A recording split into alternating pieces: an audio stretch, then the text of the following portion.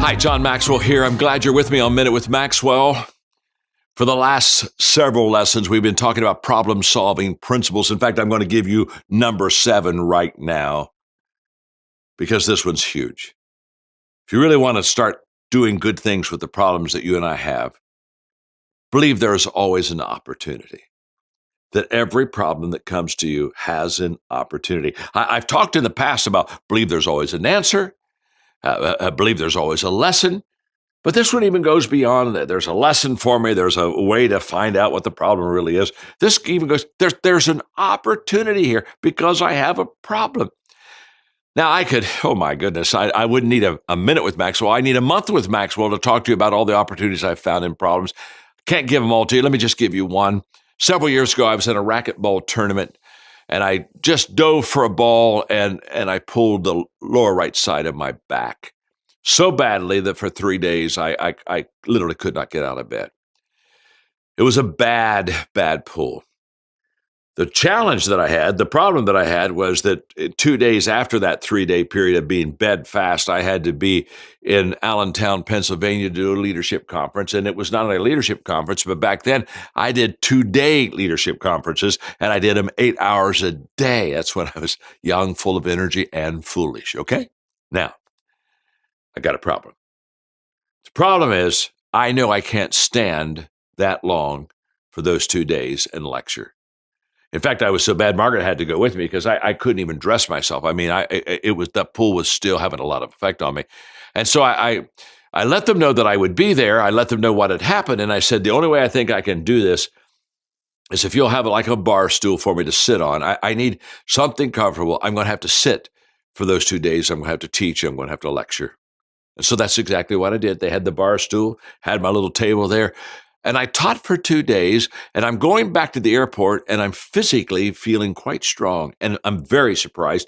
And I look at Margaret and I said, wow, I'm just feeling pretty good. I mean, I've just done 2 days of teaching, and I've never felt this strong after 2 days. And I am fooled because I had this bad back, and then all of a sudden it hit me. I sat in a chair. And I've been sitting in a chair ever since. Because when I sat in a chair, I found out that I was conversational instead of directional. Instead of talking top down, I talked across the room in a conversation. And it changed the way I communicated, and it took my level of effectiveness just up through the sky. Now, never would I have discovered that on my own. In fact, after I did it, I still couldn't figure it out for a moment. But it was the problem that got me to sit in the bar stool that got me to the level of communication I am today. Now, that's 1 out of 100 examples I could give you, but you've got them yourself, so I don't need to give you any more. But here's what I want you to know. If you look at the problem correctly, there's always an answer, there's always a lesson, and there's always an opportunity. The Apostle Paul said something that really was the catalyst for me giving the title of my first book I ever wrote, Think on These Things. Here's what he said. Summing it all up, friends, I'll say that you'll be best if you fill your minds and meditate on things that are true, noble, reputable, authentic, compelling, gracious. In other words, he said, you're really going to be at your best if you meditate on good stuff. And then he begins to contrast good stuff with bad stuff. He said, the best, think on those things, not the worst. The beautiful, not the ugly. Things to praise, not things to curse.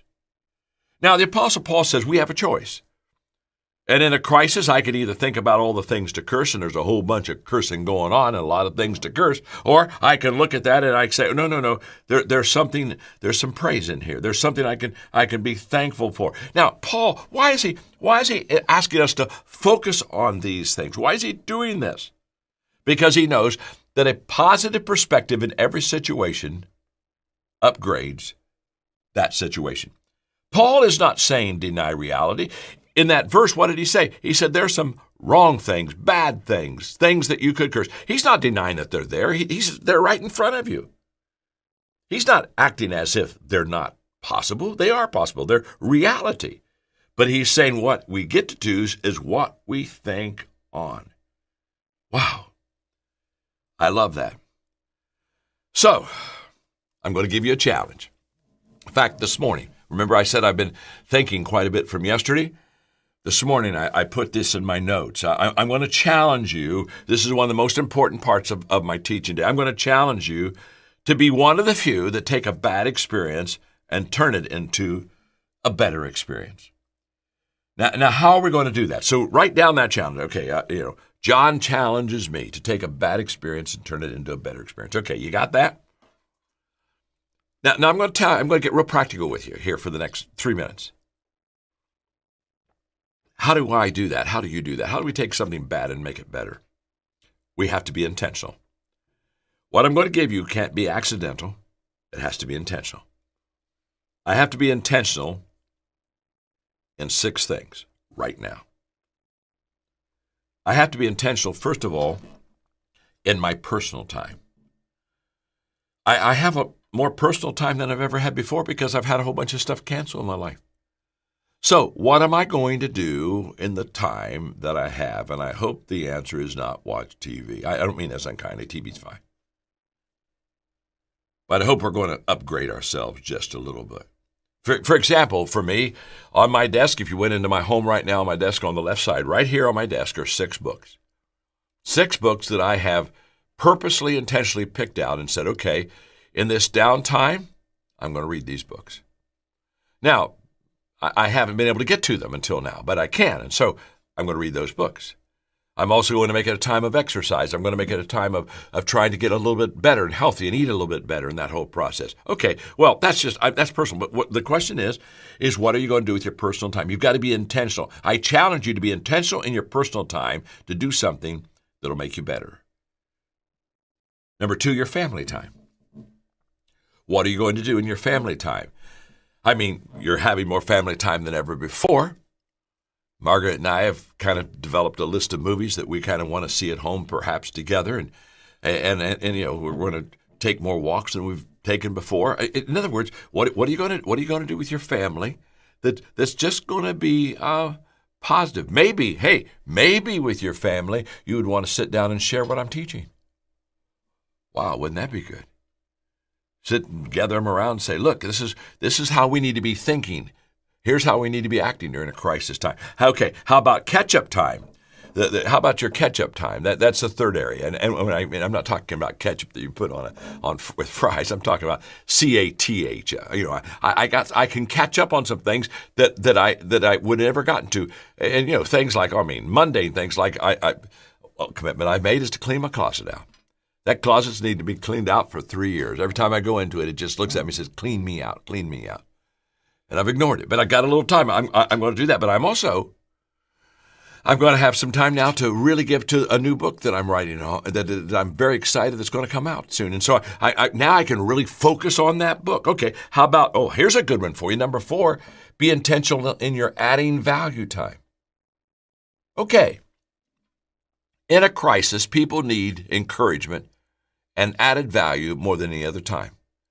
So why don't you every day write down one name of a person that you need to encourage, a call that you need to make, just a touch that say, I'm going to add value to these people today. Get intentional. You'll be surprised not only how it'll help the people, but how it'll help you. Number 5, I'm a person of faith. You don't have to listen to this, but I have what I call my faith time. What am I going to do as a person of faith? Well, one of the things I'm going to do is I'm going to develop my trust muscle. I'm going to really work on that. And a trust muscle basically means I'm going to have to trust God to give me strength and peace when I don't have all the answers. And by the way, if you're not a person of faith, you go ahead and do that. You'll find out how he'll help you too. He's no respecter of persons. He loves you every bit as much as he loves me. But I'm going to work on my trust muscles. I'm going to work on my gratitude now, because gratitude is most hard to express during difficult times. And I'm going to work on my prayer life. In fact, I spent time in prayer for you today. Okay, just asking God to give you strength during this time. And then, okay, the 6th thing I want you to work on is your thinking time. Your thinking time. And I want you to put yourself through a positive grid. This morning, I wrote 3 questions I want you to consider every day as you think. Question number 1, how will this crisis make me better? It's a great question. Give yourself 10 minutes, 15 minutes every day and say, okay, I'm going to write these questions down. I'm going to think upon this. How will this crisis make me better? There are answers. If you think about it, you'll find them. Number 2, how will I use this crisis to help other people? Wow, that's huge. And by the way, you're going to get an abundance of answers in that because everybody needs help in a crisis. And number 3, what action will I take? Oh my, this is great. What action will I take that will improve my situation? What action am I going to take that'll what can I do that'll just make me better? What advice would you give to your younger self about crisis and adversity? Let's say you were 20 years younger, maybe me, John. What advice would you give me? I mean, your younger self. I've got a great smart aleck answer for that. Because what advice would I give to my younger self? I would give my younger self the advice of listening to the older self. I would just say, hey, young John, listen to old John. He's been through a few battles and through wars. It's a great question. It deserves better than a kind of flippant, funny answer. and the fact, here's what I do believe, though. When I was a young leader, I wish I would have spent more time with people that were more experienced and successful. I did good, but I didn't do great. Yeah. Let's just put it this way: I could have done a lot better, Mark. And it's not.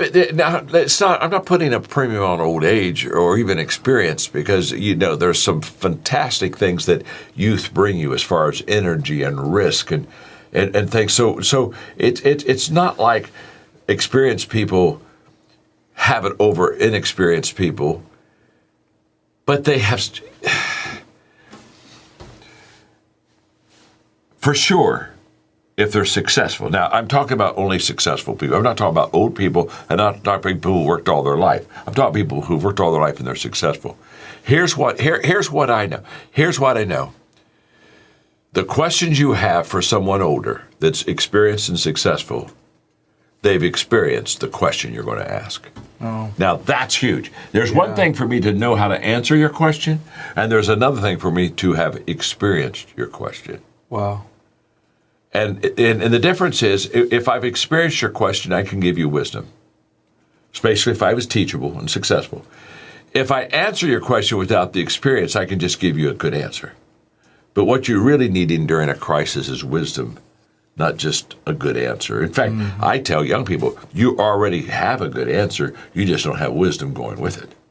Yeah. So you're a little unarmed. You know what is right, but you don't know why it's right, how it's right, when it's right. It's the experience that gives you that outer coating that makes you really solid. You know what I love about that answer, John, is just a few days ago, I asked John a question, something about how to deal with something in the crisis. Do we make a decision now? Do we wait? Mm-hmm. And John, you said, you very rarely do you say this to me, and hear me all the way out here.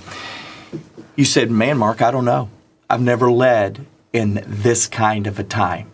But then very quickly, it gave me comfort. You know what? I'm leading in unprecedented times, and my mentor, 20 years my senior, doesn't know either. I mean, he experiences, I don't know, but then very quickly went, but let me tell you what we did when 9/11 hit. Let me tell you when my ISS company, a stewardship company that John had that's raised $4 billion for nonprofits, let me tell you what we did during that time. Yeah. So asking somebody, and let me get the name again, Kamiko, asking somebody or getting somebody that has more experience, that has done something, is very good. They may not have led here, or they may not have led exactly in your situation, but they can give you experience based on another time that reminds a lesson in how you walk through it. That's very insightful and it's very good, Mark. And I would just say this. When I give Mark my mentoring or my experienced answers, I then let him make that decision. Mm. I think the trouble that we older people get into is when people ask for advice, we want to control. And I've never had you come and say, John, could you control my life for me? You've asked for advice. There's a difference. Yeah. And advice means I give you my best thoughts, my best shots, my best wisdom. But then you've got to go make that decision. Yep. Because how are you going to get the experience if you don't go make that decision on your own? So I think that as an older person, a mentor or whatever, I have to always remember what my place is. My place is to give you everything I can give you, the very best that I can give you. But at the end of that, then bless you and say, now it's yours. You become a better leader by making the decision. You don't become a better leader by me controlling you. Yeah, and I think for a lot of us young leaders, if you'll allow me to call myself young, I don't think I qualify for that anymore. But just in my eyes, you qualify. Thank you, John. Thank you. Say more. You look awfully young to me. But for those of us, too young. those of us that are really working hard to lead, and I've had some brand new opportunities to lead in January, only 6 weeks later to be hit with the coronavirus that's becoming the corona financial virus as well. And I'll tell you this is what I've told you, John, and I want to encourage some of you that are leading and wanting to lead. Lead through this. Lead through this. The moral authority of the previous generation came when they led through difficult times that they had never led before. And John, I want 6 months a year. I don't know how long this is going to be, but I want 6 months a year for you to go, wow, Mark's a great leader. I picked him. I like him. Man, he gained moral authority in this one. Yeah, that's my commitment to you. Well, you're going to do that. That's going to happen to you. And you can't get moral authority in a classroom. You don't get moral authority through knowledge. You don't get moral authority through position or title. You get moral authority by taking people through a leadership crisis successfully. And you're going to get that. But what I think I want the listeners to hear right now is that that you and I have high odds of losing millions of dollars. Mm-hmm. Okay? You just need to hear that, okay? And yet, we're still thinking of the people first. We're still keeping our values. We're still thinking clearly. We still have a real sense of peace. And we don't know the outcome.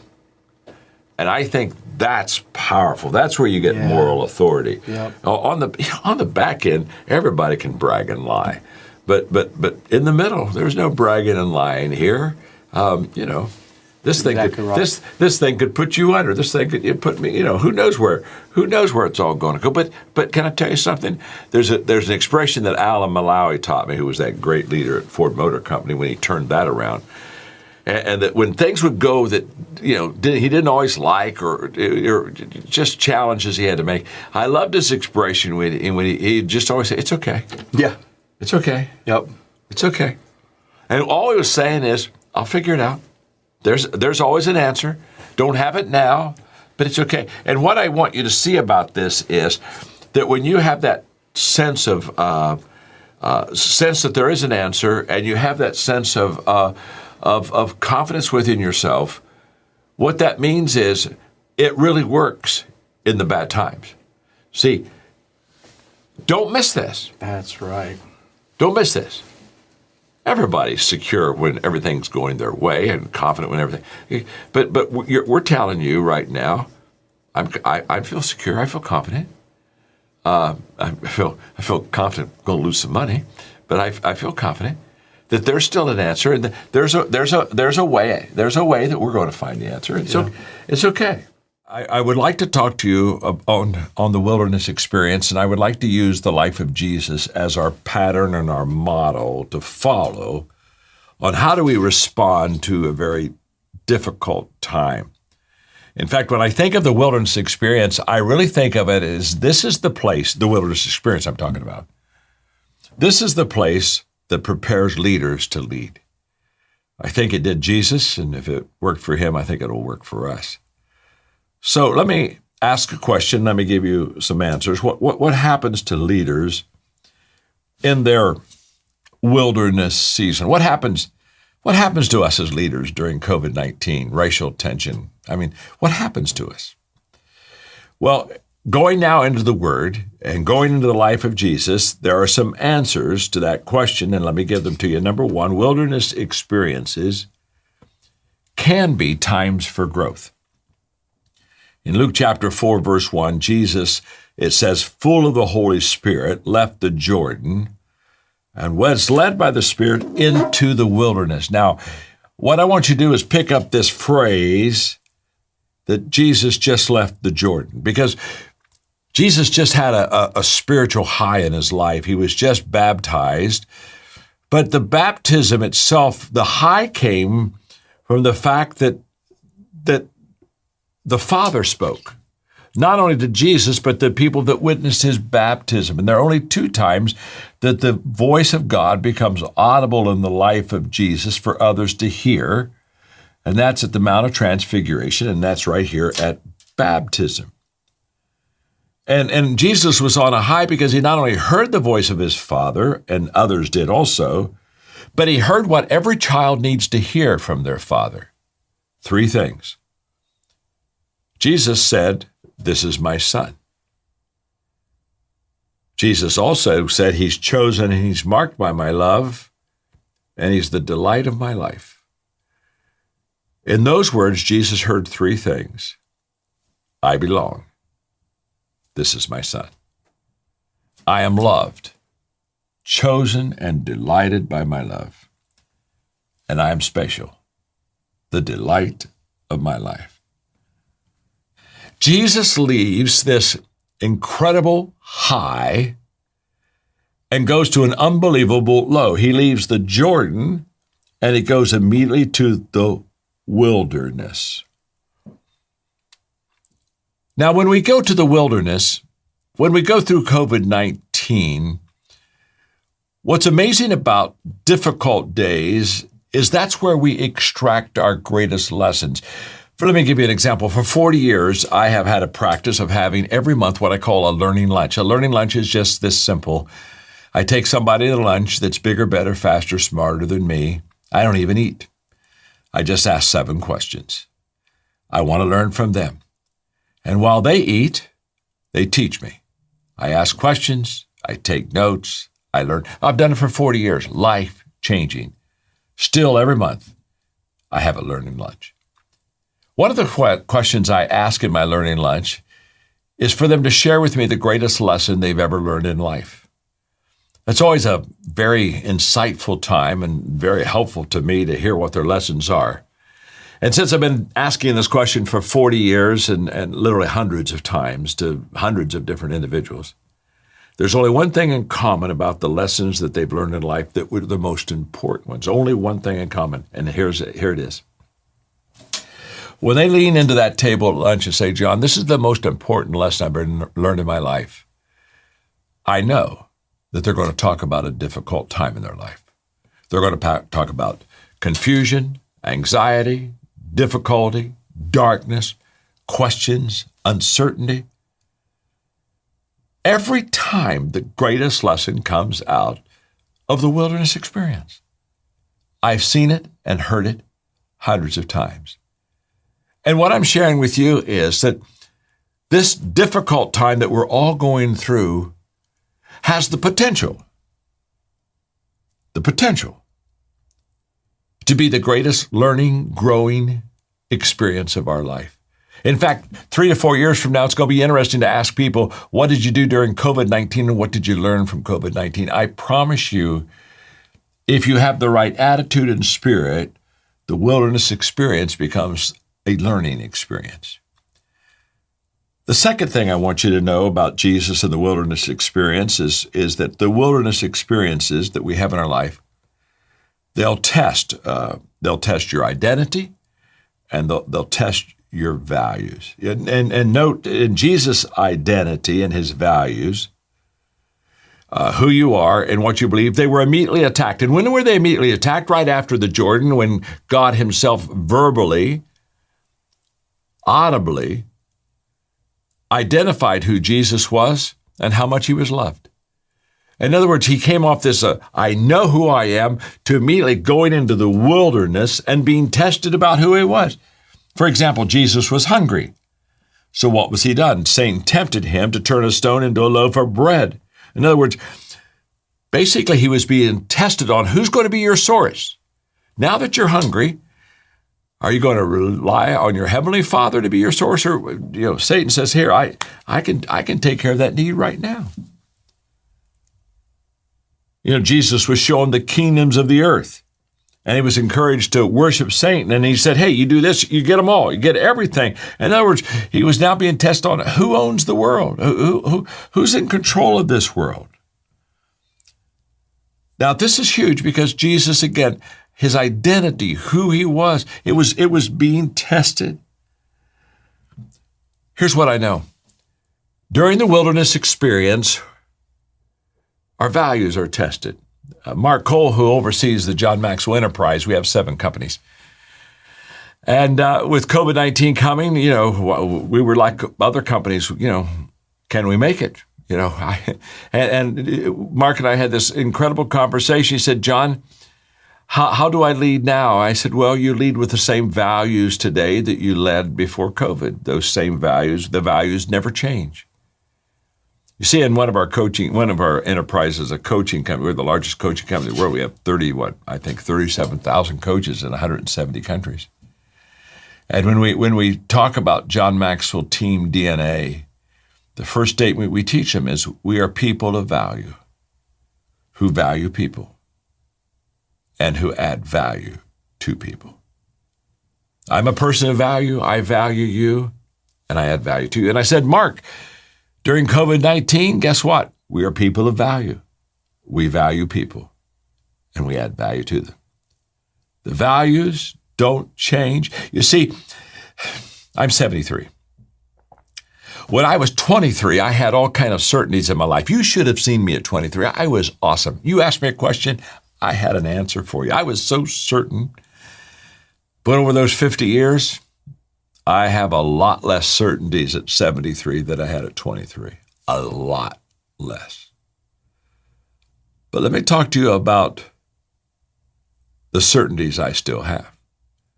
You see, I have less certainties today than I had 50 years ago, but the certainties, the few that I have remaining, I'm more certain about those certainties at 73 than I was at 23 because those certainties have been tested. And one of those certainties is that I value people and that people are valuable. If you look at Jesus in the Gospels, I promise you, as you follow him through Matthew, Mark, Luke, and John, the one thing you extract from Jesus' life is how he valued people, period, in the story. So the wilderness journey, it's a time where our values are going to be tested. And when we come through those tests, you see, here's what's incredible. A faith that has not been tested can't be trusted. But the moment that faith has been tested and it comes out victorious, now, you're not talking about something that you think or believe. You're talking about something you know because that faith has now been tested. Now you can trust it. Number 3, wilderness experiences tempt us to take shortcuts. They just do. Wow. And what did Satan do? He said, look, you don't have to go through this incredible process and die on a cross. Let me just tell you, just bow before me now. I'm going to give you some kingdoms. Let's take the stone, cast it. Shortcut. In other words, what he was basically doing is he was saying, during this difficult time, take the quick, easy way out. I mean, in a day where we really don't appreciate the process, where we're looking for instant answers and quick fixes. Are you kidding me? You see, it's that wilderness experience that, it's just basically saying you're on the operating table now and don't get up too early. Let the work be done. Well, wilderness experiences, number 4, they're just a part of a leader's life. They really are, because the scripture says that after Christ went through the 3 temptations that the devil gave him and he came out on a positive end, it said that completed the testing, and the devil retreated, listen, catch this word, temporarily, lying in wait for another opportunity. In other words, he's coming back to test you again. It's not like, wow, I passed this test, it's over. I used to think that in success that you kind of like pay the price. So once you finish paying the price, now you go reap all the benefits. And I didn't realize that you never stop paying the price. You know, the dream is free, but the journey isn't. Never has been, still isn't. Still paying the price. It's an endless toll road, okay? And that's true with your testings and my testings. It's not like, wow, okay, I got through my testing, now it's not going to be difficult. No, it's going to be difficult. Remember this, everything worthwhile is uphill, everything. Your life, my life, everything, it's all uphill. Number 5, wilderness experiences increase our influence with others. When we've come through those wilderness experiences and we have succeeded, our influence grows with people. Look what it says in the scriptures. Jesus returned to Galilee in the power of the Spirit. Yeah, he came back powerful in the Spirit of the Father. And news about him spread throughout the whole countryside. Lesson number 6, wilderness experiences clarify your purpose. They clarify my purpose. There's something beautiful about the wear and the tear of the wilderness experience. There's something beautiful about the fact that it sifts us until it cleans out all the dross and all the stuff in our life. And all of a sudden our purpose begins to be clear. Because immediately out of the wilderness, Jesus started teaching. And in Luke chapter 4, verses 18 and 19, he starts speaking. And listen to him. God's Spirit is on me. He's chosen me to preach the message of good news to the poor. He sent me to announce pardon to the prisoners and recovery to the sight of the blind, to set the burdened and the battered free, to announce this is God's year to act. Wow.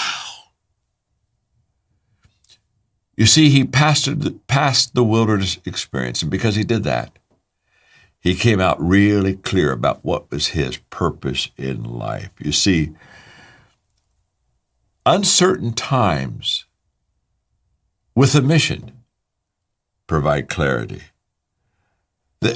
What I'm telling leaders right now is this is a beautiful time for leadership. Trust me, it really is.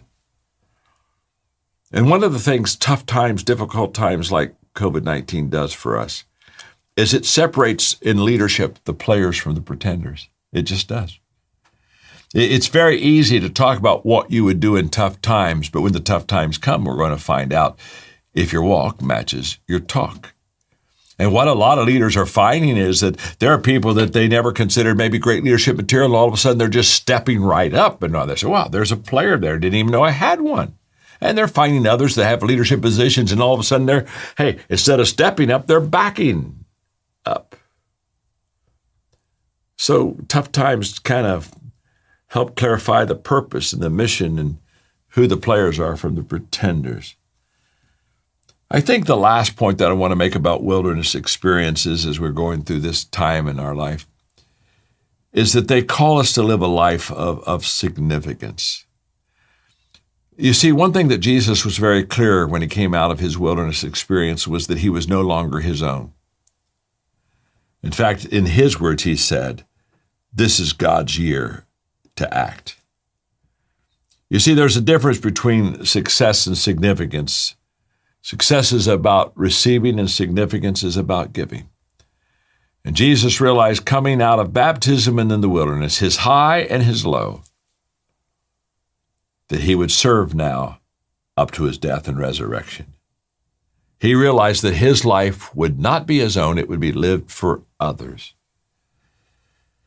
When Gene shared with me the vision that you have for Eastside Christian Church, by 2025, you want to expand your campuses and your people. You want to go from, I think, 19,000 to 21,000. He had some pretty big goals for you.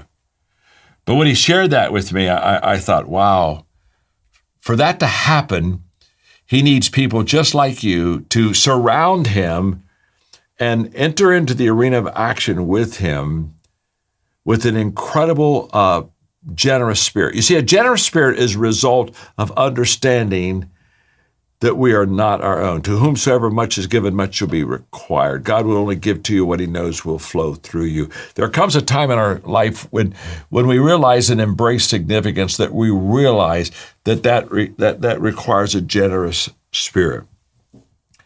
1 Timothy chapter 6, verse 17 through 19 is my generosity verse. Let me just read it to you. Tell those rich in this world's wealth, I love this phrase, to quit being so full of themselves and so obsessed with money, which is here today and gone tomorrow. Tell them to go after God, who piles up all of the riches that we could ever manage. Now, what are we to do? To do good, be rich in helping others, and to be extravagantly generous. If they do that, they'll build a treasury that will last. Love that verse. Try to live that verse. So, I'm asked to give all the time. Several years ago, I sat down with Margaret and we wrote down 4 questions to ask when asked to give. I just give them to you quickly. Trust me, we took us a long time to come up with the 4 questions, so I'm giving it to you quickly and simply, but it wasn't that quick or simple to us in the beginning. Question number 1 is the leadership question. When we're asked to give, we've got to ask the leadership question. The leadership question is, does the leadership have competence and credibility? Big question. So when I'm asked to give at an organization, I just have to, first of all, look at leadership because everything rises and falls in leadership. And by the way, do they have competence and do they have credibility? And you can't, like say, well, they've got credibility, but they don't have competence. No, you have to have both. You have to be the right, real leader, live that quality of life, but you also have to be able to produce. The second question is the involvement question, which just simply asks, okay, can I give more than dollars? Question number 3 is the difference question. Is this organization making a difference for others, and is it making a difference for me? And you can't substitute either.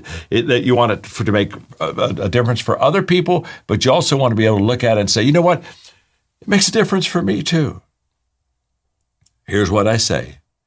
The bigger the difference, the bigger the dollars. And so I look and I see those who have been very successful in their stewardship of the responsibility they've been given. And the more successful they are, the more that I want to put my dollars there and my time there and my ideas there. In other words, I want to back a winner. I want to be part of a winner. And then the last question, and that's the God question, then it simply, has God nudged me to give? Because there are just times in my life, in your life, where God says, hey, I'm nudging you. I want you to give. Those 4 questions are just, I think, pretty big questions. I close with this quick story. A few years ago back, I was speaking for Microsoft, and for years I mentored the COO of Microsoft, and they had me coming in for a leadership day, and I was speaking to all the presidents. If you're a president of Microsoft, that means you're the leader of Microsoft in a different country. And so they had, I don't know, I would guess that day, 110 presidents of different countries of Microsoft. And I taught leadership during the day, and we were at the last session. We were doing a little Q&A, wrapping it up. And so one of them raised their hand and said, John, what are your financial goals? And immediately I knew that, my answer wasn't going to, it was just going to disappoint him. And so I told him, I said, well, I only have one, but if I give it to you, it's going to be disappointing. So I'm not here to disappoint you. And of course, now they really want to know because I've told them I was going to disappoint them. And so, they're getting kind of antsy. He said, no, what is it? And I said, well, the only financial goal I have is I want to give all of the money that I have away before I die. In fact, my theme is do your giving while you're living so you're knowing where it's going. And you can imagine the response that had. And I mean, we got into a lively discussion, and I just shared with him very simply that I just wanted to not only make my generosity count, but I wanted to be around so I could make sure that it counted. And I didn't want to leave that up to someone else someday after I was gone. And by the way, that's a principle that we truly live on. Every year, Every year, I don't ask God to increase my standard of living, but I do every year ask God to increase my standard of giving. And every year I bump it up, consciously, intentionally bump it up. And I've just found it to be an incredibly exciting journey. The only problem with that kind of a principle on money is the fact that my children are a little concerned because they said, "Dad, what happens if you run out of money before you die?" And I said, "Well, I'll just stay with you. You know, I took care of you in the early years. You can take care of me in the later years." But I give you that principle because I just want you to know that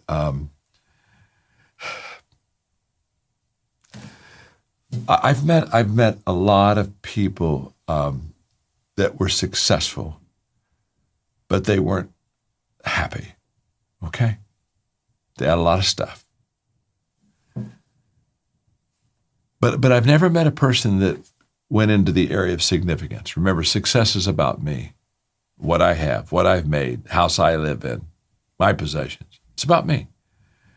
Significance is about others.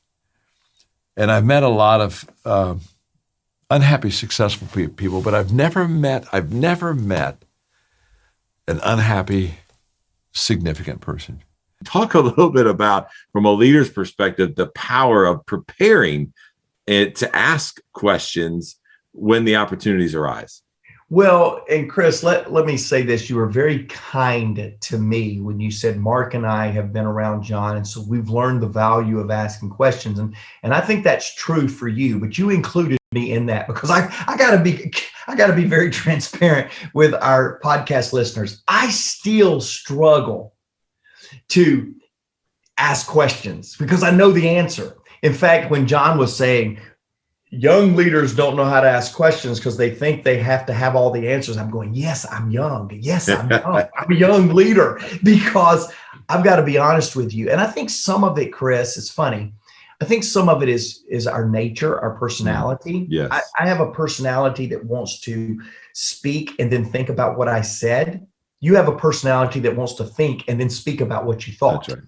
Right. And it's two very different approaches. Most days, I wish I had a little bit more of you in me because shoe leather does not taste well. And I constantly got my foot in my mouth because I speak and then think about what I said.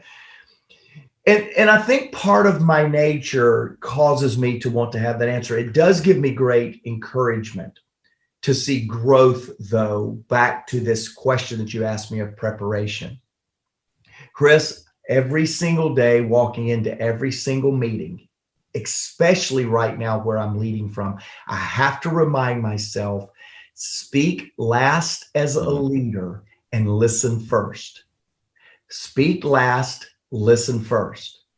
Well, that comes to this point of the value of asking questions because you can listen better when you're in a posture of questioning than you can when you're in a posture of listening. So the first thing I would say about preparation is not some list, some thing that I would tell you need to do to prepare great questions. The first thing that I would do in preparation is say, leader, prepare yourself to listen before you lead. Ask questions before you give answers. And for me, that helps when I walk into a meeting to where I kind of know where I want it to go. And I go, why do we have an hour when I could get this done in 5 minutes? I mean, that's the leader in me. And I work hard in the area of preparation to remind myself that question asking is a better posture most of the time than answer giving. And that's a big, big, big thing that I have to work on often. Yeah. And let me just build off of that, because I think what you're saying there aligns with our mission and our passion for life, which is not only does John say that we're going to learn something, which I love that learning posture, right? We always want to be growing, always be learning, but leaders, especially in a one-on-one situation. And Mark, you know, I'm not just saying this to say this. I believe in one-on-ones. You're one of the best I've seen in this because you do ask questions. Matter of fact, sometimes it makes me uncomfortable how many questions you're asking, right? But listen, here's my point. Not only are you learning my perspective, but also as leaders, as we ask questions of those that we have influence with, and they're answering and they're speaking to us, they feel valued. Okay, don't miss that. Like, so there's a double-edged value here for us as leaders. Number one, not only are we learning and we're in the posture of learning, but number two, our people are feeling valued because we're asking them questions and they're allowing to speak in that. Now, one other thing I want to comment on, because I don't want leaders to miss this. Mark and I do have different personalities, and we approach meetings and we approach questions differently. What Mark just told you is a learned behavior as his personality is he does have to slow down sometimes. He does want to come into a meeting and be like, here's the problem. Okay, here's how we're going to fix it. Does anybody have any questions, right? Any comments? Well, he's not going to get anything. But what he's learned in this learned behavior is to ask, to listen, listen first, ask questions later. Here's what I want to do. In our coaching, a lot of times when we have leaders that are working through this, we say, hey, just write some initials at the top of your paper when you walk in there. So put, like Mark said, put LF, listen first. Maybe put a question mark, then ask questions, then speak last. Whatever you need to do, Mark has a system now. Whatever you need to do to implement that system in order to be able to do that so that you can learn as a leader and that your people feel valued. So let's dive in, because I do want to give some really practical application and how you live this out from a leadership perspective. So Mark and I chatted just a minute before we started, and I said, hey, I know you're working on this with John. There's a bunch of them here. Give me 2 or 3, and let's talk about some practical application, and that's what we're going to do. So the first one that I just want to hear from you and share with our listeners is the opportunities are not seized in ideal situations.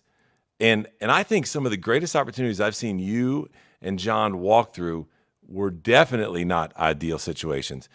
But how are you growing in the mindset to understand these situations we're in right now? They're not ideal, but there are going to be opportunities in them. Talk to me about the conversations you've had, maybe examples. Just share from your heart on what you're learning in regards to that from an opportunity standpoint. I think the biggest thing for me in opportunities, and especially in this opportunities not in the ideal situation, is leaders can never turn it off. And I know we're supposed to, and I know we should, and I know we need rest, and I got all that. But some of the greatest opportunities, as John taught in this lesson, comes when? In times of problems, right? A problem presents itself, and then boom, we have an opportunity. Well, one of our problems is, Chris, you know this, our bandwidth here at the Maxwell Leadership is stretched. Now, we have 22% more HR personnel, human resources. We have 22% more this year than we did last year. And that was after another 20% from the year before. We have grown significantly in the past little bit. Here's why. I'm building the platform. I'm building the foundation where we can have bandwidth to pursue more opportunities. John teaches, and this is a little bit of teaching, and I'm going to get into application, but John teaches test, fail, learn, improve, re-enter, right? We've talked about that multiple times. We hear that all the time here in our community. But for us to have a test, fail, learn, improve, re-enter mindset going from founder to foundation, one of the things that I've found that we have to do is we have to increase the bandwidth. We have to increase our ability to pursue opportunities, because John has a nose for opportunity. Number one, he's gifted. Number two, he has wisdom of many, many years of being able to ascertain pretty quickly, is that a good opportunity, is it not? Well, I'm a new leader. I'm a new guy to having to sense and seize opportunity. I've just been the guy executing on yesterday's opportunities. Right. Well, now I've got to sense and seize them. Well, guess what's going to happen for this 52-year-old guy? I'm going to have to test, fail, learn, improve, and re-enter. I'm going to have to try a lot of things to determine if some things work. Now, will I have to try everything 10 years from now that I'm having to try now? No. But right now I'm having to try a lot. So leaders, here's my first practical point. If you're new at sensing and seizing opportunity, build bandwidth within your team that gives your organization elasticity to test things that are not going to work out. That's right. Your fail ratio will be less in the first part of sensing and seizing opportunity. Yeah. You will get better. And I think for me that one is, it doesn't speak to me if I try a bad opportunity, it speaks to my immaturity. It doesn't speak to me that it was a failure. It speaks to me that it was a lesson learned. And I think for what I would tell you at the very beginning of opportunities are not ideal situations, you've got to change the perspective and say failure is okay. Yeah. Trying too many things is okay.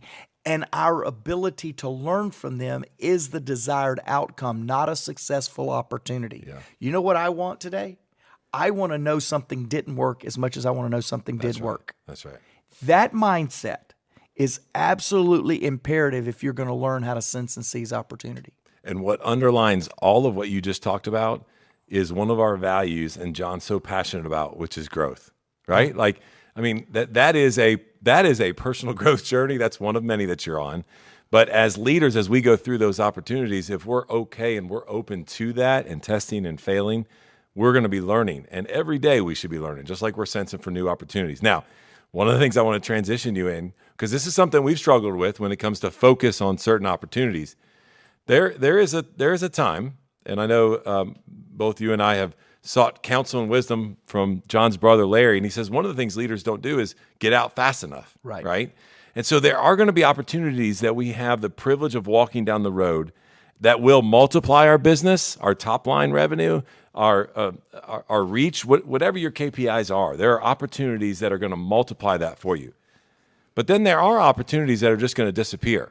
Mm-hmm. And I think you have to have, not only from the leader perspective, but the team and the capacity that you talked about that's working on, you guys have to be okay with saying, where did it go? Right? Like, don't go try to dig it back up if it is disappearing. If you walk through that door and there was a reason to do that and the opportunity was there, it's either going to multiply or disappear. Yeah. So talk to us a little bit about that in regards to what you're seeing running this lap with John and where you're at around opportunities. Well, so recently, a few weeks now ago, we all got to watch the Masters of golf. And for those of you that don't watch it, I'm sorry, you miss one of the greatest televised sporting events that there is. And you've played sports at every level. And in sports, you realize that there are opportunities that come and you miss them. And you know what sports, the greatest of athletes do? When they realize they missed it, they learn from it, but they move on. And I've watched too many business people that when the opportunity disappeared, they try to go recreate the opportunity, and they spend more time on resurrecting yesterday's opportunity than looking for tomorrow's opportunity. Yeah. And what we can learn from sports right here, Chris, is an opportunity will disappear. You missed it. Okay, get over it. Let's go. Let's keep moving, rather than going and trying to resurrect it.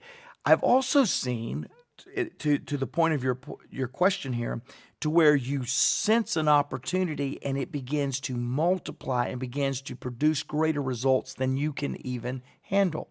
I think learning to triage is a word, or learning to prioritize is another word, on opportunities that begin to multiply is very important.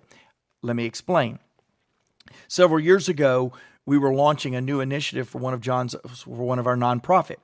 And as we launched this, the opportunities began to explode. In other words, you've heard us talk about it. We went from 2 presidents of companies inviting us to countries, rather, 2 presidents of countries inviting us to come in, to 22. You know what John wanted to do? Say yes to every one of them. Say yes to what was the statement that he made? Opportunities takes now for an answer, not no for an answer. Now for an answer, and we began to accept bad partners in the sake of sensing and seizing opportunity. And I know John is teaching this from a great perspective of, hey, sometimes they multiply, sometimes they disappear. Right. Be okay with either one. Keep moving. Right. But at the same time, I think we also need to understand that when we miss an opportunity, we need to learn from it so that we don't miss it again. Mm-hmm. But we do need to move. That's right. And the second thing is sometimes there's too much opportunity, and we need to learn how to prioritize that so that the multiplication of that opportunity doesn't become distraction to what's working within the organization. That's good.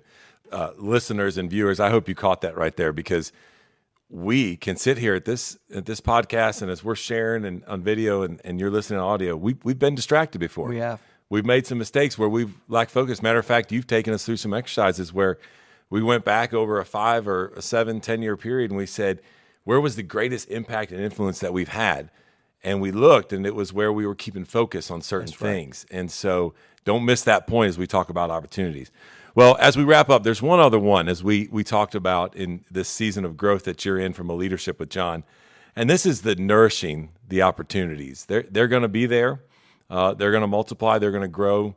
Daily, we're going to be looking at it. But we have to intentionally, there's another one of our favorite words around here, intentionally nourish these opportunities to even give them a shot. Yeah. Talk about some things you put in place.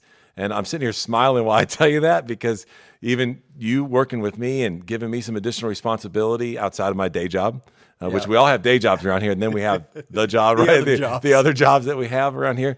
But you got to nourish them, right? Yeah. They are given to you for an opportunity. You were aware, you were keen about. You got to nourish them and to know if they're going to bear any fruit. It's funny that your mind went the same place because we did not. I saw the look in your eye, like almost like you had something else you wanted to share with me too. In fact, right now I brought you here to tell you about another opportunity I need you to work on. That's right. What's interesting is as you were saying that I went right back to what you did, and we're in a window. And most organizations and most leaders do feel like it's a window. It's now or never. It's fight right now. Let's go. We're in this window of going from founder to foundation. We're in this window of taking our one pen that we've been writing with for many, many years, John Maxwell's pen, and we're placing the Maxwell Leadership pen into multiple thought leaders' hands. And we're merging. We're acquiring organizations.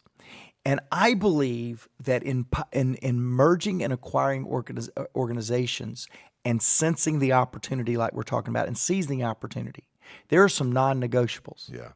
One is culture. Culture has got to be protected. It's got to be fought for because there's been the statistics are not with us in mergers and acquisitions, okay? Don't go look at the statistics because it'll scare you from ever merging and acquiring anything. That's right. However, there are success rates. There are success factors, and I think one of those is culture. So going back to you, Chris, we've got a window here to where our opportunities need to be nourished.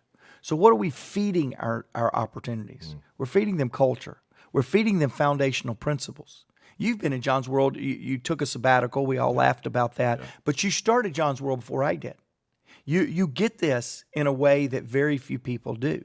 So when I am acquiring or merging or sensing an opportunity, in this case, bringing organizations, teams together, you know who I rely on to nourish that opportunity?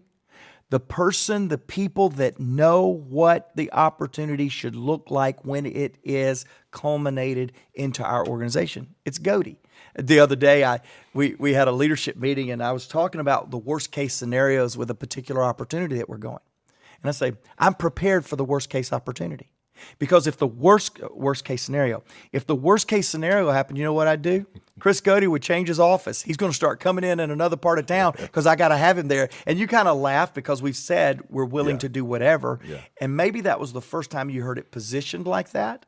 But we already know we're going to nourish these opportunities that we have by feeding the nutrients and the things that's needed for that opportunity to ever have a chance. Yeah. And what I love about what you're doing, and even just what you said, is this: as you nourish these opportunities for maybe your business, maybe you have a selfless lens on why you're looking at it. The awesome thing about what we're doing is we're nourishing the souls, if you don't mind, of those that are inside those organizations. Yep. We're adding value to people. Again, coming back to another core principle of ours and a value. We're adding value to people that then they can even multiply. You talk about bringing additional pens.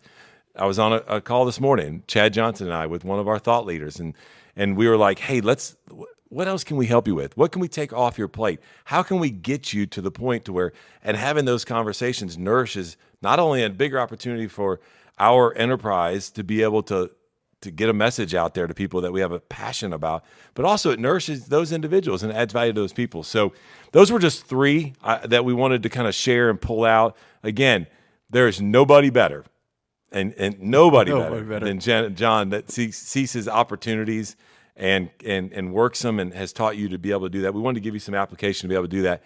Closing thoughts for our audience? One is, it goes back to Sun Tzu's quote that says, victory comes from finding opportunities in problems. And in my case, and all I can bring to you, podcast family, is where I am and how I'm leading. The biggest thing that I have in sensing and seizing opportunities is not letting how I used to view environments affect the opportunity that is laden in that environment. That's good. And we were at a golf tournament recently with some very well-known, recognizable names to you. And we went to the golf tournament in the guise of supporting a new friend, a new partner. What we found was more opportunity than we knew what to do with. What we discovered was partners that did not even know that there was something we could partner on. And I can tell you that golf tournament could have been just a golf tournament. We went and had fun in a very, very nice course. But we had a little bit more intention. We wanted to support a friend. It could have stopped at the golf. It could have stopped at supporting a friend. But what happened by the end of the night, Chris, was a realization that opportunities are more prevalent than we're aware of. They're more readily available for the picking, if you will, than we even realize. You wrote this chapter called Create Your Opportunity. And most people, they think of the notion of opportunity actually as something you find rather than you create. So talk to us a little bit about this concept in the book. Well, there's also a pretty good story in there. And of course, really, if you like stories, you really got to read this book. Yeah. I'm not that great of a storyteller, but you I come couldn't tell across it. very good here. You couldn't tell it. I think I'm pretty good when you're talking to me, but I couldn't do it the way Don helped me do it. He was just so inspirational in that. And so there's a sports metaphor in there in this particular chapter, because we talk about Eddie Malone and myself. Well, Eddie Malone was our star running back in high school. I mean, he was the prototype 6'2", really fast guy. And we're running this drill where it'd be like at this table right here. Well, I'm coming up this line, he's up that line, and whoever meets in the middle, that's who you're going to go against. 1-on-1, no blockers in between. Yep. And I'm thinking, I'm like 160 pounds. He's like 220 pounds and just a rock. And I'm thinking, I could die today, right? I literally could die today at age 16. But I said, okay, you got to create your own opportunity. I mean, I wasn't thinking that, but I said, I'm going to do my very best right here, because I didn't like not being a starter. Yeah, as a sophomore, I didn't start. Okay, Right. I got in some games, but I wasn't a starter. So we went at it head to head, and I won.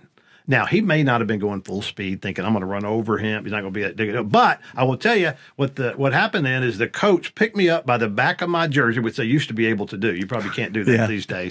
And he said, this is my starting middle linebacker right here. Wow. And the confidence, Mark, I will tell you, the confidence that put in me at that time has led me through life. And that sounds small. I mean, because we were a small school, we wasn't anything special about us, but the confidence. And so that just tells you, too, that how we affect others, but taking that opportunity, right? And then taking the opportunity in business of saying, my name's not Murphy. I worked at Murphy Oil in El Dorado. And so I knew there was a glass ceiling. And so I wanted to be able to create my own. So that's why we moved to Dallas and looked for other opportunities, and then, eventually set out on our own. I just finished a mentoring call with a very good leader. I meet with him on the phone for an hour about every 3 months. And he's very successful. He is a top leader. And so we were having a conversation today, and he was talking about 18 months of leading people through COVID and very difficult times. And he was talking about the fact that he had just his business just expanded, I think, almost unrealistically for what he's gone through. But he said something interesting. He said, John, we're really growing and things are going well. But he said, I'll have to admit, emotionally, I'm a little bit hard on myself right now. I'm not as happy as I thought I would be. He said, as I'm looking at this, I should be happier. I should be more excited. Now, I said, I'm happy. I'm excited. But he said, I just don't have the degree that I kind of thought I would have at this point. And he said, can you help me walk through that? And so I called him by name and I shared with him, I said, I think I understand where you are. And I said, where you are is this. For 18 months, you have been leading people uphill. you've all heard me talk about everything worthwhile is uphill, so I don't need to talk about that anymore. But the only difference between average leadership, which is always uphill, and COVID leadership is that it's just a steeper hill. And I said to him, you have been leading for 18 months uphill, bringing people along, encouraging, lifting, doing everything you could to help everybody finish the race, be successful, do better in their business, do better in their own personal life, family life. I said, you've been pulling people, pushing people, encouraging people, lifting people. And I said, I think what the challenge is you emotionally are just low on fuel. I said, what you know mentally and what you feel emotionally aren't the same. What you know mentally is this is a great accomplishment, what you're doing. But what you feel emotionally doesn't match that. And I said it's going to take some time for you to refuel and build up your emotional tank again. And I want you to know that. And he was so grateful. We had a pretty good conversation about that. He said, John, I think you just helped me. Well, I'm coming from that mentoring conversation to our mentoring time together. And really, Aaron is the one who put this lesson before me and really developed a lot of it for me. And so we had some time together and we talked it through and we built the lesson for you. And I thought, how appropriate timing-wise to come out of one mentoring session of a very successful leader who just is emotionally a little bit tired and isn't maybe celebrating to the level that he thinks that he should. And now me talking to you. And why am I talking to you about an abundance mindset? Because I think over the last 18 months, the prominent emotion in most people's life has been fear. And so as a leader, you're having to lead people through this wilderness of uncertainty and fear and what's going to happen and what's happening to me. A lot of questions. And I think you have been pulling well, leading well, doing very well. I mean, look at Monet and look at how well you've done as a company this year. But I think you've had to work harder. You've had to work harder to get where you are. Booker T. Washington said, success is not where you have arrived. He said, success is what you had to go through to get where you are. And it's the going through to get where you are that sometimes just kind of wears us out a little bit. I was doing a lesson the other day for another company, and it was entitled How to Overcome Hard Times. And my opening statement to them is what I wanted to share with you right now. I said, if you want to overcome hard times, you have to go through hard times. Don't miss this. There's no such thing as vicariously leading others how to go through difficult times without going through them yourself. How do you develop leaders? They have to practice. They have to practice leadership. How do you lead during the hard times? Well, you have to go through those hard times yourself. So as leaders, you've gone through them, but now you're trying to bring your people through them at the same time. And what I want to do is I want to really focus now. Remember, what we focus on expands. So for these next few minutes, focus with me on abundance. If you and I are walking down a street and we're just breathing, okay, we're just walking, talking, we're breathing. Not one time do you look at me and say, John, do you think there's enough air to breathe? Not one time do I look at you and say, wow, we, measure your breaths because, gosh, we could run out of air. No. It never enters our mind because we have grown up in an environment of abundance, that there's plenty of air for all of us. But let's just say, for example, we're scuba diving.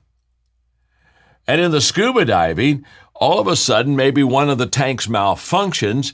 And instead of having two tanks, we got to have one tank to get back up to the surface. And now all of a sudden, we're being very careful and we are measuring our breaths and we are asking each other, do we have enough air in that tank?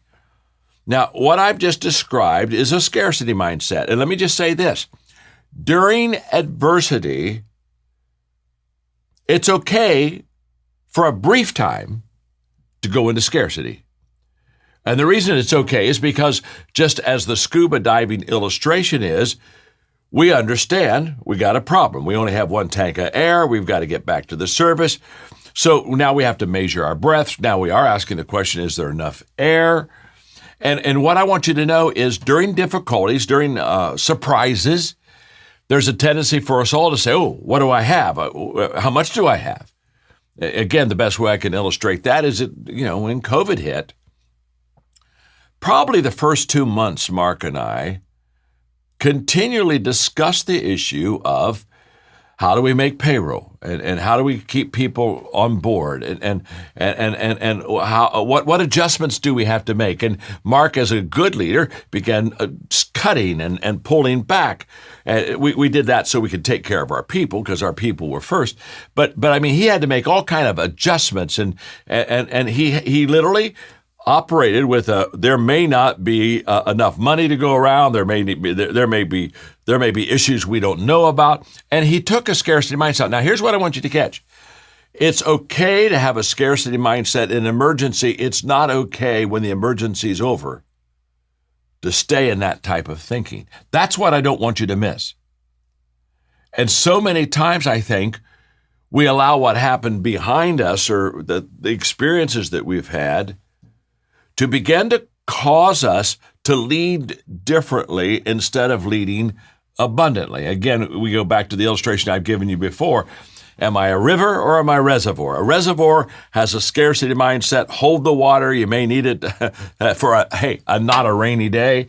And the river is just flowing and giving and depositing water wherever it can or wherever it should.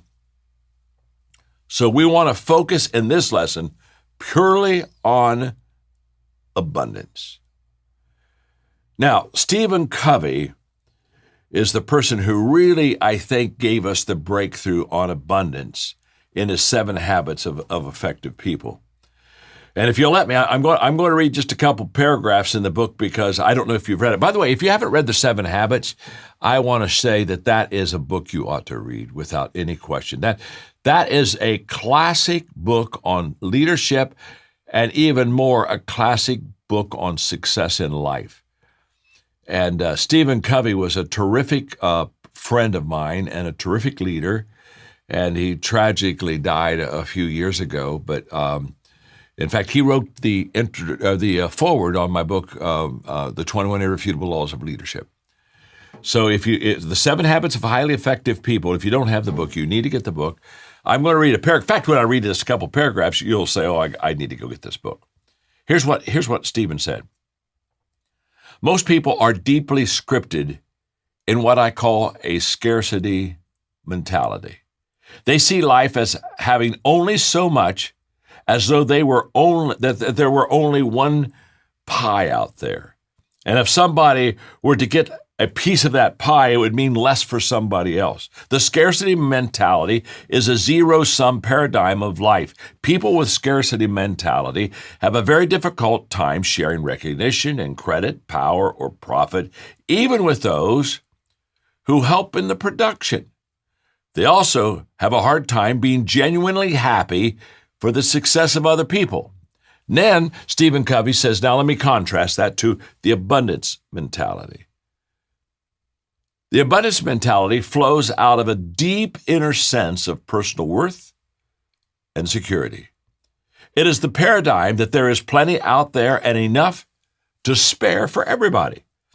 It results in the sharing of prestige, recognition, profits, and decision-making. It opens possibilities, options, alternatives, and creativity.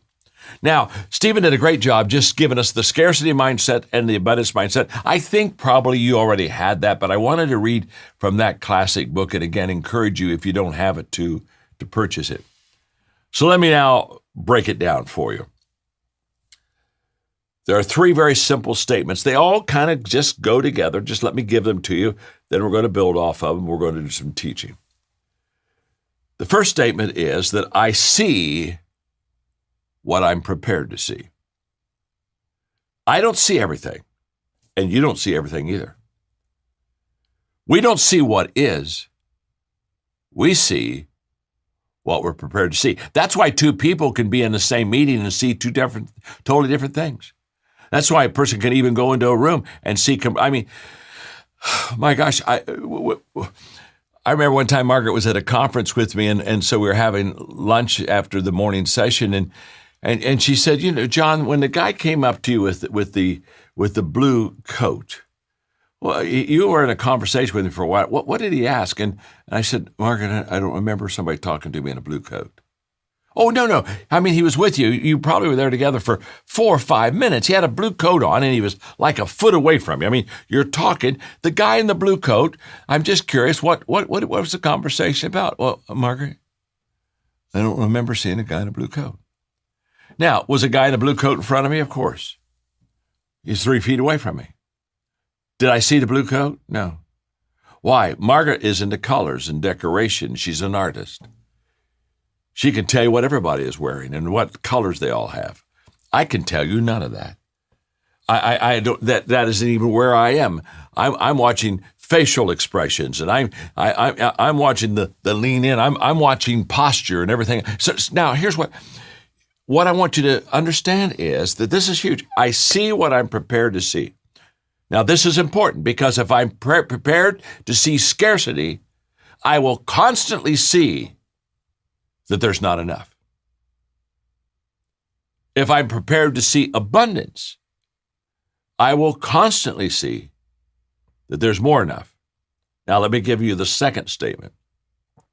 The second statement is, what I see becomes reality to me. It's real. And so when somebody comes up to me and they have a scarcity mindset and they say, you know what, I think I don't think we're going to be able to make it. I look at them and I say, I think you're probably right. You won't be able to make it. Someone else comes up and they may be in the Monet and they say, my gosh, I think this is the sky is the limit. Yeah, I think you're right. The sky's, you see, we not only see what we're prepared to see, but whatever we see, it becomes reality to us. So when a person lives in a scarcity mindset, what they're saying isn't wrong. I watch people trying to correct them all the time. No. What they see is what they see. It's reality to them. Just as a person in an abundance mindset, what they see, that's a reality too. Which brings me to the third statement. And the third statement is how I view things determines how I do things. So all of my behavior comes out of how I see things. That's why this abundance mindset is absolutely huge. Stephen Covey, in his book, basically what he says is very simple. He said, in a world of scarcity, you constantly miss opportunity, even when abundance is all around you. What's he saying? You're not lacking opportunity because opportunity is not there. You're lacking opportunity because you're not seeing opportunity. You have a scarcity mindset. You see, scarcity equals the negative, which equals what I would call fearful emotions, where abundance equals belief or faith, which is positive emotions. So we both have it. I have within me, you have within you a scarcity emotion, and you have also an abundance emotion. You've got them both in you. There's no such thing as you are void of one. I have both belief and I have both fear. Okay? That's not the question. The question is, which of the two is the stronger? Because the stronger emotion always wins. Not sometimes wins, not usually wins. The stronger emotion always wins. So if my scarcity fear emotion is greater than my belief abundance emotion, then to be honest with you, I will recognize that some people are abundant, but I'll go right back into the fear pattern. And the reverse is also true. The stronger emotion always, not sometimes, the stronger emotion always wins. So, how do we control that? We control our emotions by our emotions. The next time you're really trying to figure this out, just take the word emotion and strike the letter E. Motions create emotions. Motions determine emotions. What have you upgraded during the difficult time, the high climb? What is it that you've gotten better at? What have you improved to make up the difference for that which perhaps you lost? Sometimes people come to me and they'll say, "Oh, John, boy, there was an opportunity and I missed it. It was kind of like in front of me, and before I could make the decision, it was gone, and I lost that opportunity. And I always look at him and say, no, you didn't. Don't worry, you didn't lose it. Somebody found it. Who finds the opportunity? The abundance person. Scarcity people never find an opportunity. But the abundance person, they've just been waiting for it. And when you pass it on because you think that there's little or less, they're going to say, oh my gosh, there's much more. It's a mindset. So choose to see the opportunity. An abundance person says there's an opportunity there. The third thing that I want you to do is remind yourself that there is more than enough. And I would say not only remind yourself, Covey talked about the pie, remember? And he said, if there's only one piece of pie and somebody takes a piece out, or if there's only one pie, somebody takes a piece out of it, you're saying, wow, there's only 5 pieces left. You know what Stephen Covey would say? Go bake more pies. And by the way, while you're baking more pies, bake a pumpkin pie. How about a cherry pie? How about a berry pie? How about an apple pie? In other words, not only bake more pies, but get more variety in the pies in that whole process. Let me just say this. The greatest solver of problems, the greatest solvers of adversity, difficulty, pettiness, the greatest solver of pettiness is growth. When people start growing, secondary things truly become secondary things. So I want you not only to repeat after me that there's plenty for everyone, but I want you to begin saying that not only to yourself, but I want you to begin saying that to your team. And say it often enough that you not only say it, but that you live it and you believe it and you act it out and you behave it. Okay, you got that. Let me give you the fourth. Remember, motion creates emotion. Number 4, carefully select the company that you keep. Now, this one's really personal, okay? Because let me tell you something. Mindsets are contagious. And so if you have a lot of scarcity people around you, can I tell you something? After a while, it'll wear you down and you'll start to think scarcity. Just like if you have a bunch of abundance people around you, it'll lift you up and you'll begin to see more and begin to do more. Mindsets are contagious, and you got to limit your time. You have to limit your time with scarcity people. Or maybe this will connect with you. You've got to limit the Karens in your life. Okay? Now, I had no idea what that meant. But Aaron told me that if I said that, you would know what that meant. So do you know what that means? Ray, okay, you all know. Okay, good. It worked. Because Aaron said, tell them to eliminate the Karens in their life and they'll just understand it immediately. And I said, well, you're going to have to, who's Karen? You're going to have to talk to me about Karen. And then she told me the Karen. I said, oh yeah, I want to eliminate the Karens and the Carls in my life. If it's a Karen or Carl, I don't know. But I'll tell you what, if it's around Karen or Carl, if it's even close to that name, I'm eliminating him. Okay. I'm just saying, no, you got a negative mindset. So that one's for Aaron. She said, oh, if you'll just tell them to eliminate the Karens, they'll get it. Now, okay, I'm a little old and outdated, but that's all right. Here's what I want you to hear.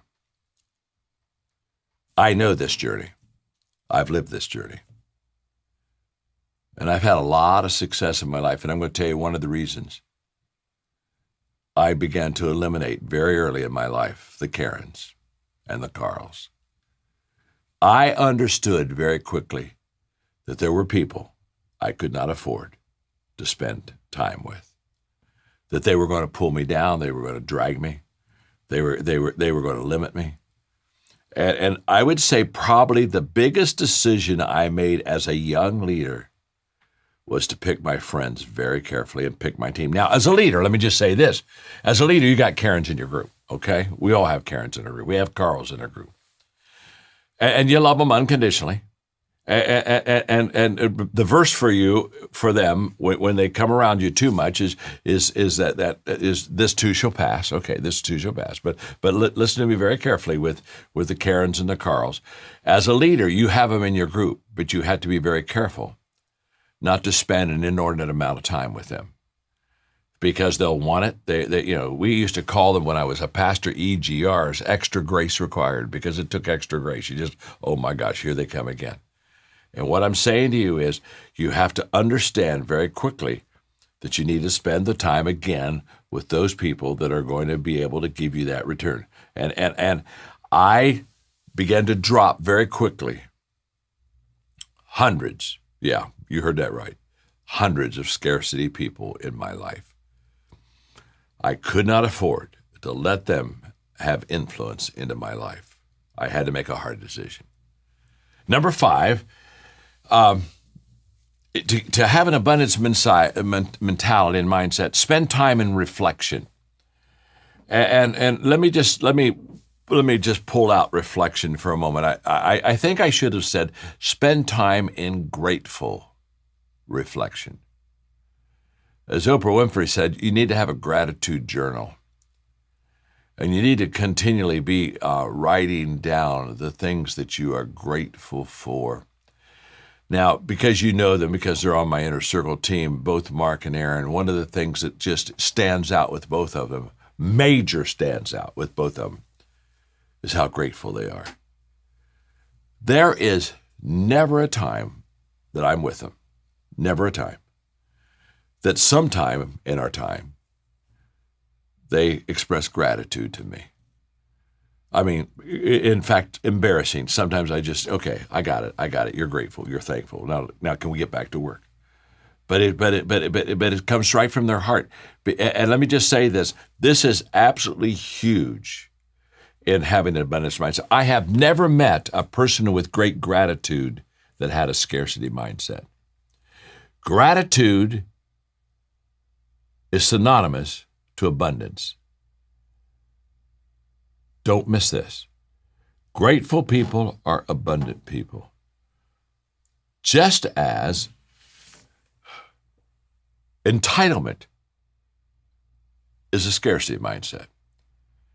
And so I want you just to constantly have an attitude of gratitude. When our grandchildren were small, this is a long time ago. I'm talking about, let's see, John's now in college. He would have been about 5 years old. So this would have been, good Lord, it had been 12, 13 years ago. We the kids were little. They were from about 3 to about 10. And during Thanksgiving, we decided to do a Thanksgiving play. And we got costumes for the kids, and on Thanksgiving Day, we dressed them all up, and I gave them lines. I was kind of like the producer of this play, and John, who is pretty much a techie and not strong with words, he had one thing to say when it came his part, and that was, I have an attitude of gratitude.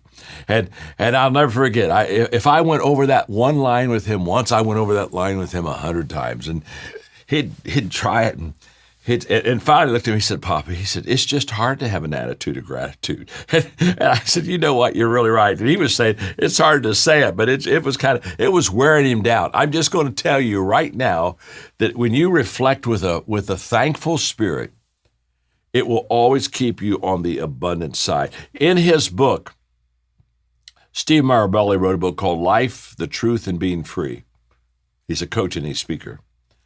He said, those with a grateful mindset tend to see the message. Don't miss this. I love that. Those with a grateful mindset tend to see the message in the mess. And even though life may knock them down, the grateful find reasons, if only small ones, to get back up.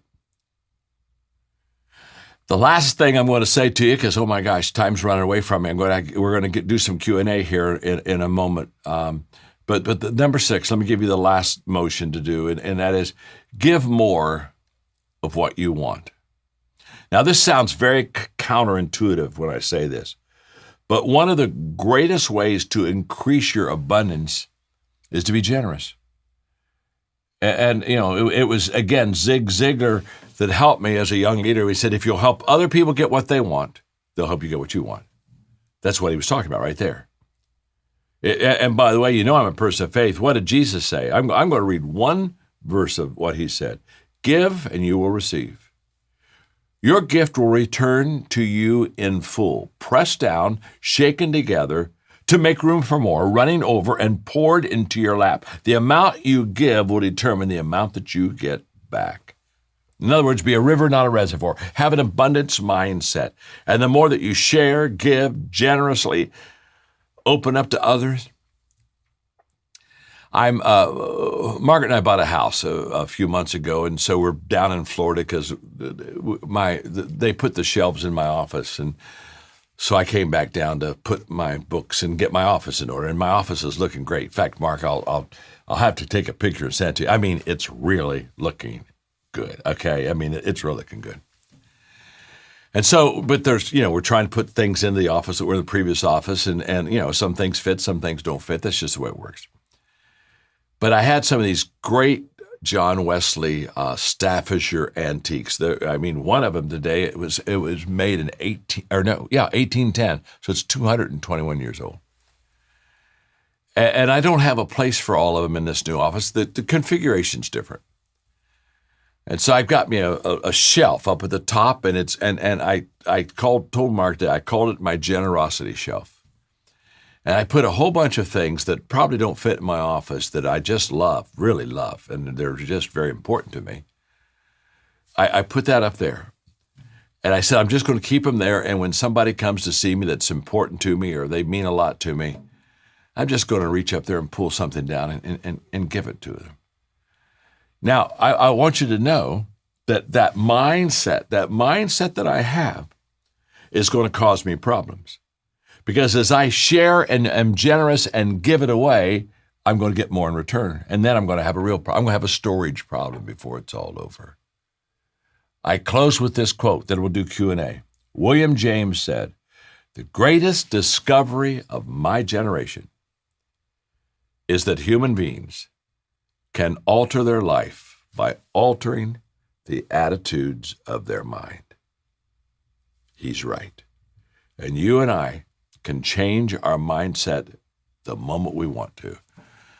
So let's just determine throughout the rest of this year, we are going to think, live, and be part of the abundance mindset. I want to talk to you about having the courage to continue.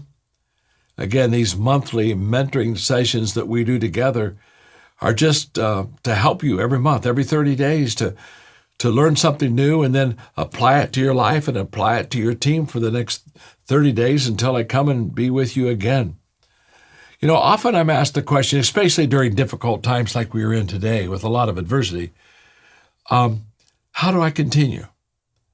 One of the questions I was asked when COVID hit, for the first 6 months, everybody asked the question, how long will this last? How long will this last? And it's the wrong question to ask. If you and I want to continue and really have courage in the midst of all kind of difficulties in our life, the answer is very simple. We need to focus on today. Today matters. And if you and I focus on today, trust me, my friend, we will have enough courage for 24 hours. I don't know if I have a courage for a week. I'm not sure I have courage for a month.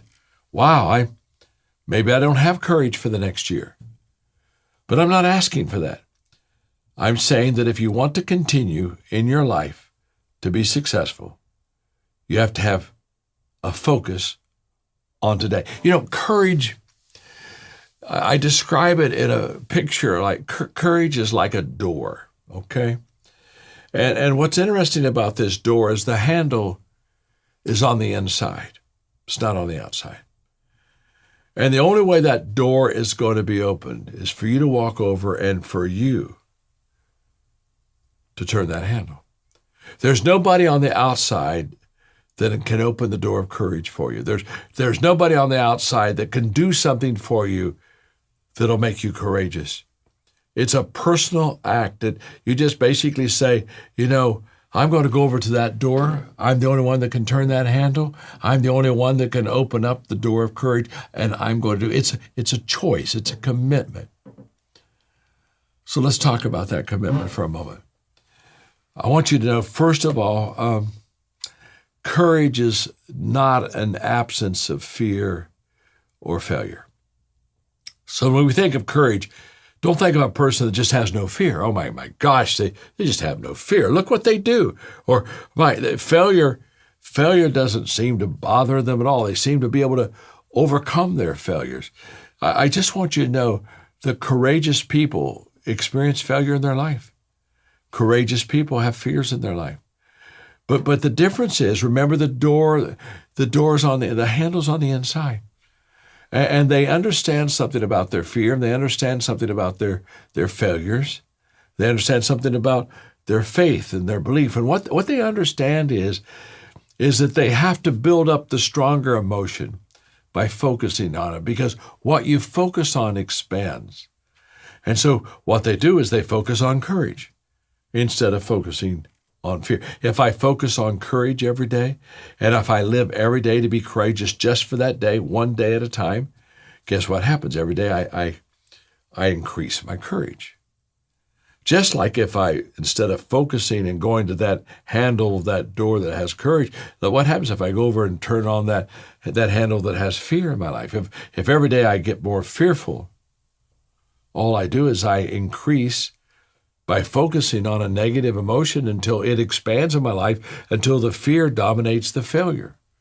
Whichever emotion dominates, the positive faith, belief, the negative fear, failure, whichever dominates, that's where our actions follow the dominant emotion.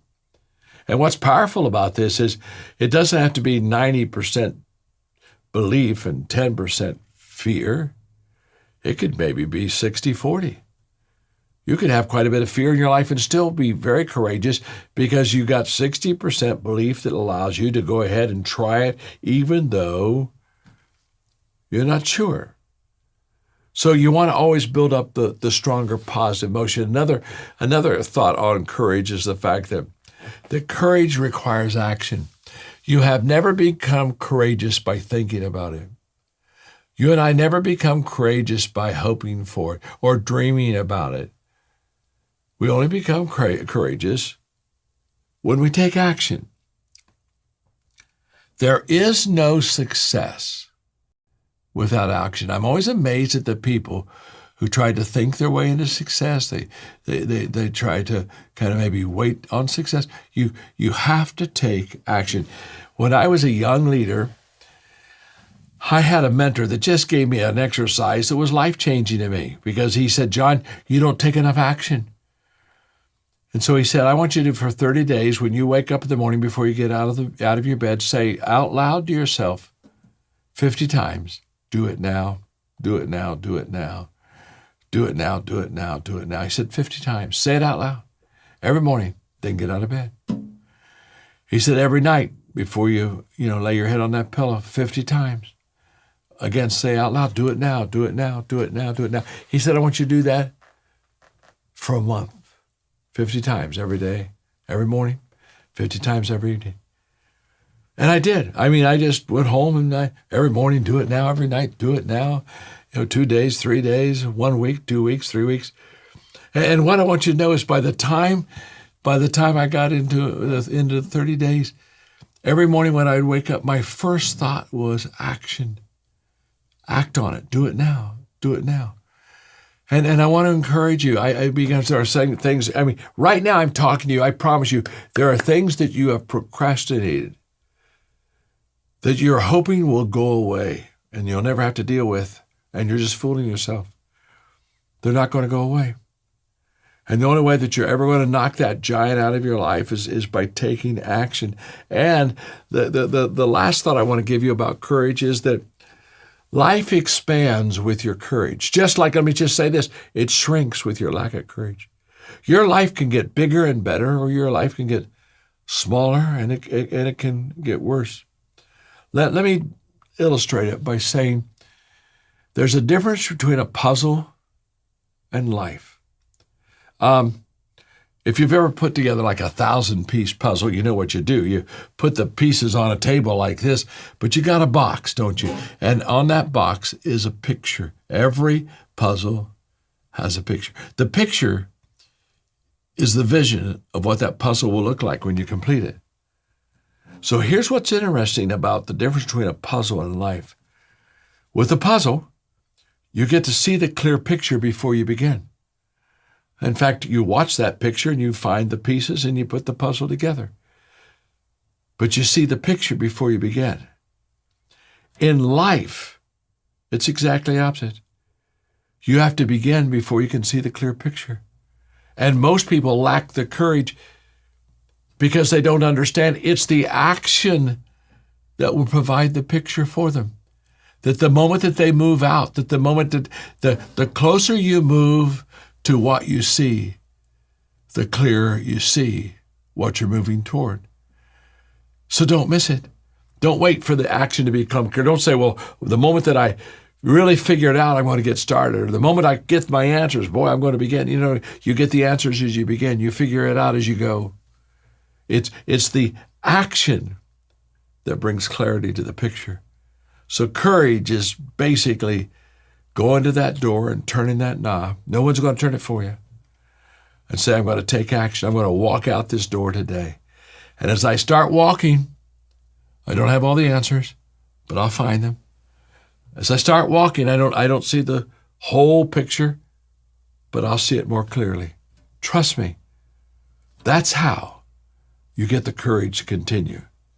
You got to start to continue. Take action today on what you know you should be doing, but you haven't done it yet, and you'll be surprised how quickly the courage comes to you.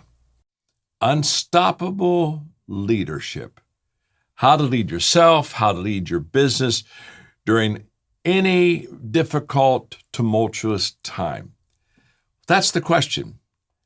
How do you and I continually lead successfully even during COVID or times when adversity begins to come our way?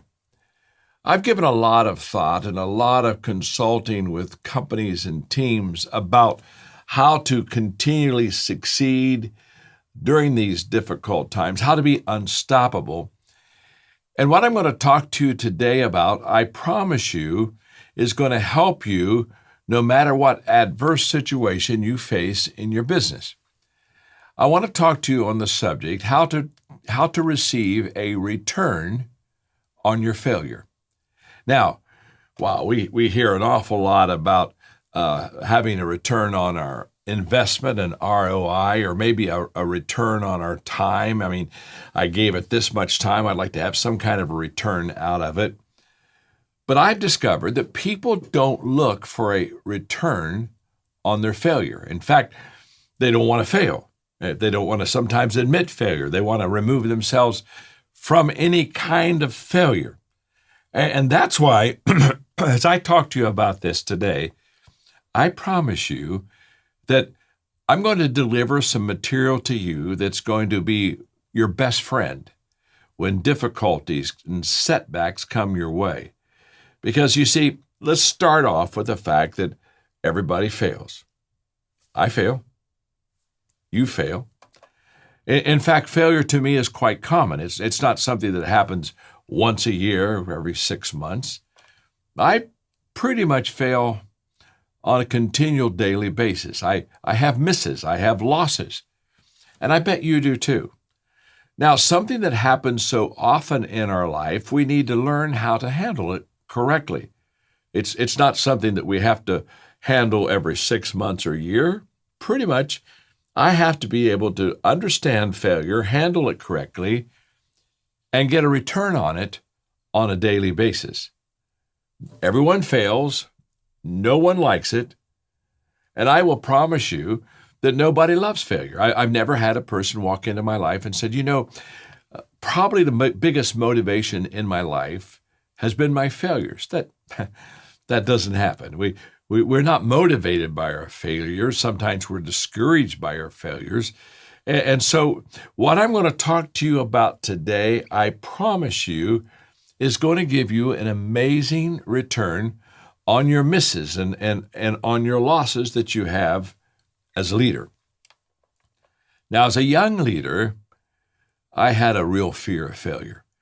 I was just starting off. I wanted to prove myself, and I definitely thought that failure was my enemy, and I definitely thought that if I failed a lot, people would look at me and say, well, it's obvious to us that you're not a good leader. So I was mentored by a wonderful man, a terrific leader himself, Robert Schuller. And one day when he was talking to me and we were dealing with how I did not like failure and how I tried to avoid failure and how I had a fear of failure, Dr. Schuler said to me, John, what would you attempt to do if you knew that you wouldn't fail? Well, I had never looked at life quite like that in business, and so it kind of helped me for a while. I kind of went into every project basically saying I won't fail. And so there was kind of a positivity that began with me in the beginning of the project. And I kind of went in with quite a bit of strength and steam. But there was a problem with the question. What would you attempt if you knew that you wouldn't fail? The problem with the question, it's not true to life. There is nothing that you and I can go into with the assurance that there won't be failure in it. And so what happened is it made me strong on the front end, but it blindsided me when I got into the project because all of a sudden, even though I started it as if I wouldn't fail, guess what happened? Humanly, I failed. I had some misses. So I really learned very quickly that I couldn't go into life kind of like eliminating the possibility of failure, that I had to somehow not only include that possibility, but appreciate it. And not only appreciate it, but appreciate it to the level where I would learn from it. So how does that happen? So over time, I developed my own question about failure, and this is the one I want to give you, which will be the foundation, the platform of everything that we talk about today. And here's the question. What would you attempt to do if you knew that the failure would give you a positive return? In other words, when you go into a project in business, you know that there are going to be failures.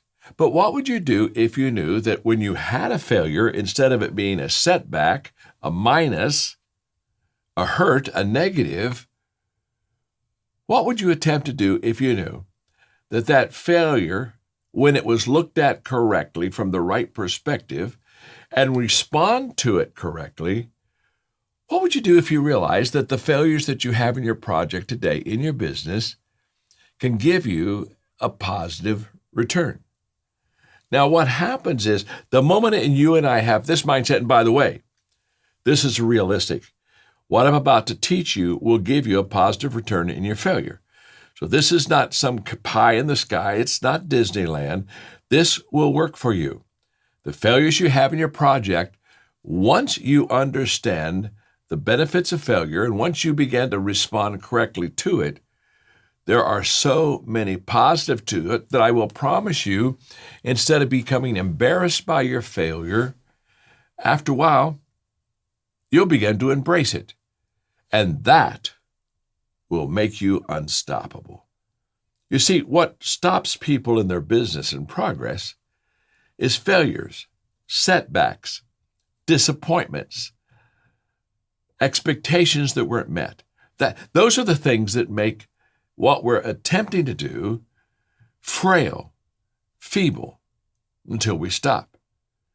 To put unstoppable in your business, to put unstoppable in your life, you have to have a healthy respect and love for what failure can do for you.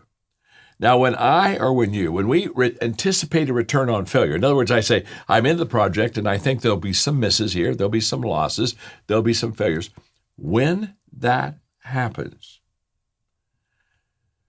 if we expect a positive return on our failure, our whole response to failure will immediately change. It won't bother us at all to fail first. We'll jump in before anyone else jumps in because we know that whenever they jump in, there's going to be some failure. So we immediately become more initiators in our projects when we have a positive return on our failure. And we'll not only fail first, we'll fail fast. It won't bother us at all. In fact, we know that the more misses I can get out of my way, the quicker I can get to where I really want to go. And we'll fail frequently. Now, if you don't have a positive return for your failure, you're still going to fail frequently also. But the difference is when you know that you can get something good out of a loss, what happens is it doesn't bother you to have another loss because you know it's going to be a lesson that you learn and you know it's going to be progress that you make. Here's what's most important. When you realize you can get a positive return out of your failure, you'll fail forward. In other words, when you fall forward. You even make progress in your fall. And so much of success is not there were no problems and there were no obstacles and everything was smooth. No, so much of success is that it was a series of failing forward. And that's what, when you get a positive return out of your failure, that's what you'll do.